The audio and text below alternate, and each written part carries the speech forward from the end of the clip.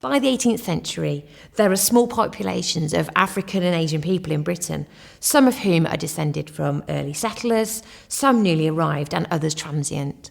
The first recorded Africans to arrive came with the Romans as free citizens, enslaved people and soldiers from the empire's African provinces.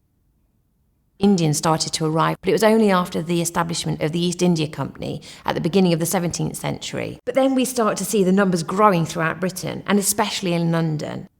18th century London was the largest city in Britain, and the population almost doubles to 1 million people by the end of the 18th century.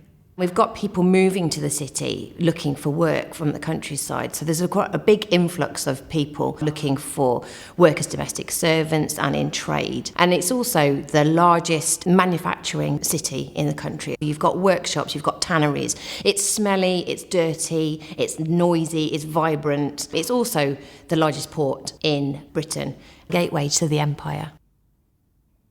The shape of Britain's empire in the 18th century is really changing quite rapidly. So in the east, we've got the East India Company. They established bases at Calcutta, Bombay and Madras, and they start to expand territorially and politically and really assert their authority in that region. And then in the West, we have colonies in the Americas and in the Caribbean, and that's very much based around the plantation economy, so the growth of cotton and tobacco and sugar that is being produced and then shipped back to Britain to be sold. London is at the centre of Britain's empire. It's the administrative centre, the political centre, and the financial centre. The empire was present in people's everyday lives through the representation of African and Asian people on objects associated with the use and the consumption of goods from the British colonies. So we've got depictions on tea caddies and sugar bowls, and then we have coffee jugs. We also have shops that are selling these goods to the public, and they have trade cards which represent African and Asian people. We also find people from across the empire who are in London during this period, seen every day on the streets, and we see those numbers start to grow. There was a lot of movement of people across the British Empire, and this included people from Britain going to the colonies to work and to make their fortunes, such as government officials, administrators, soldiers and traders. But also there are people coming to Britain from the colonies. It's not just returning plantation owners or trading company employees or military men, but African and Asian people too. Wealthy plantation owners in the Caribbean and in America would bring enslaved individuals from their plantations to carry on working as their servants in their households. There was a trend to have young black page boys, and this demonstrated their wealth and their connection to this wider world. East India Company administrators, officials and those involved in the military out there, they were also bringing back Indian servants as part of their households.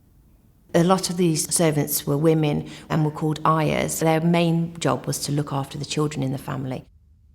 On the whole, most people of African and Asian descent in London were domestic servants in households. But it's important to remember that African and Asian people are found in other ranks of society at this time.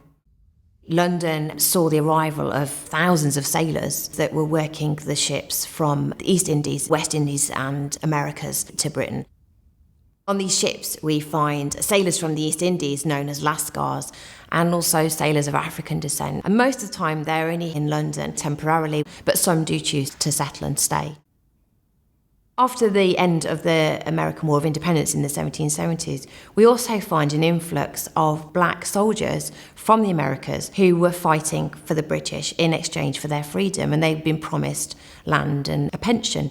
So they came to Britain to claim these. It was made very difficult for them to get, and so a lot of them ended up as beggars on the streets of London.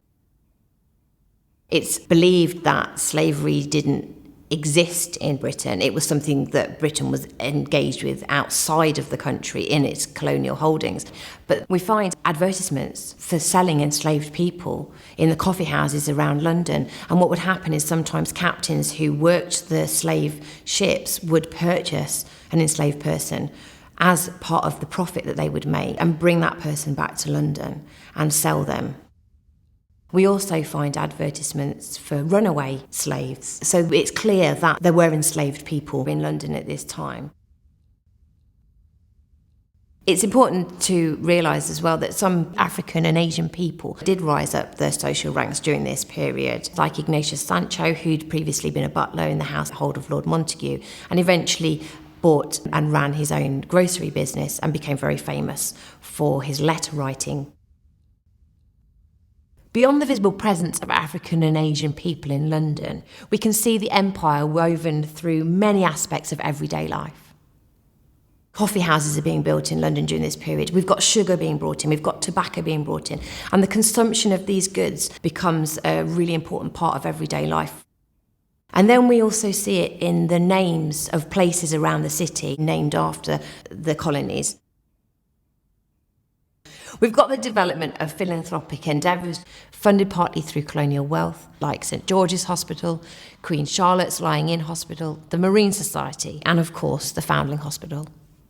The Foundling Hospital was part of the fabric of empire, raising future soldiers, sailors and workers. These included African and Asian children present in London as a consequence of the forces of empire.